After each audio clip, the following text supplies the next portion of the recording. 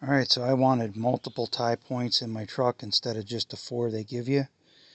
So I used some scrap hook that I had and some safety chain is what it's called. I'll put the links in the description.